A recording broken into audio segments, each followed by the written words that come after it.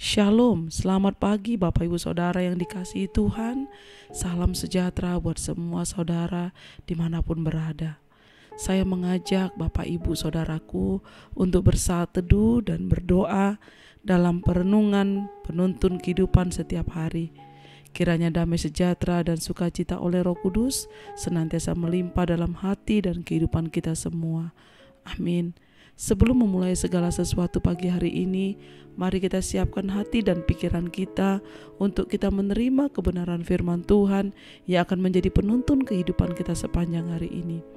Tema firman Tuhan hari ini adalah berdoa dengan iman dan pengharapan, bagian pertama.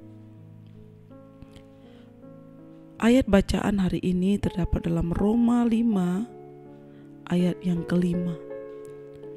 Dan pengharapan tidak mengecewakan, karena kasih Allah telah dicurahkan di dalam hati kita oleh Roh Kudus yang telah dikaruniakan kepada kita. Saudaraku, berdoakah saudara setiap hari? Sebagian besar dari kita pasti akan menjawab, ya tentu.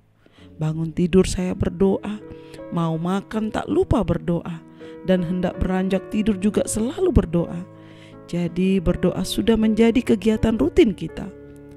Namun ternyata berdoa bukan semata-mata aktivitas fisik atau badani, melainkan suatu perbuatan rohani, saudara. Bukan suatu tindakan yang digerakkan oleh tubuh kita, melainkan suatu gerakan yang dilakukan dan didasari oleh roh kita. Sebenarnya tubuh kita hanyalah membantu melaksanakan perbuatan roh kita itu. Jadi yang berdoa adalah roh kita. Dalam Roma 8 ayat 26 dikatakan, demikian juga roh membantu kita dalam kelemahan kita, sebab kita tidak tahu bagaimana sebenarnya harus berdoa. Tetapi roh sendiri berdoa untuk kita kepada Allah dengan keluhan-keluhan yang tidak terucapkan. Saudara, berdoa bukan hanya sebatas meminta atau memberi laporan terperinci tentang kebutuhan kita kepada Tuhan. Tapi berdoa adalah sarana mempererat hubungan kita dengan Tuhan yang di dalamnya terkandung pujian, penyembahan, dan ucapan syukur. Bagaimanakah supaya doa kita berkuasa dan mampu menggerakkan hati Tuhan untuk bertindak? Saudara, kita harus berdoa dengan iman. Ada dua jenis iman, yaitu iman yang mati dan iman yang hidup. Iman yang mati adalah percaya hanya lewat bibir atau perkataan saja, tapi tidak disertai dengan tindakan yang nyata. Iman yang demikian adalah iman yang sia-sia. Sebab jika iman itu tidak disertai perbuatan, maka iman itu adalah hakikatnya adalah mati. Yakobus 2 ayat 17.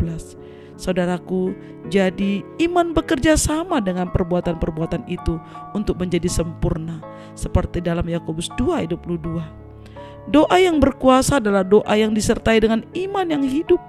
Jadi kalau kita berdoa, janganlah berdoa hanya dengan panca indera atau daging yang seringkali dipengaruhi oleh suasana hati atau perasaan, pendengaran, penglihatan, atau situasi yang ada di sekitar, sehingga kita tidak dapat berdoa dengan baik atau tidak fokus.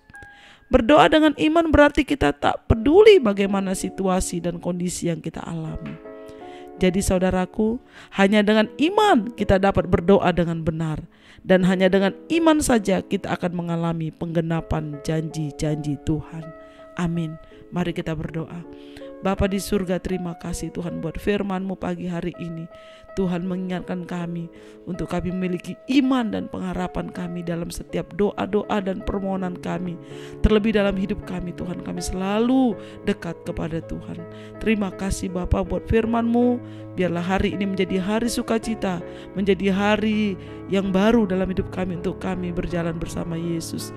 Terima kasih Bapa, terpujilah nama-Mu. Dalam nama Tuhan Yesus kami berdoa dan mengucap syukur. Amin.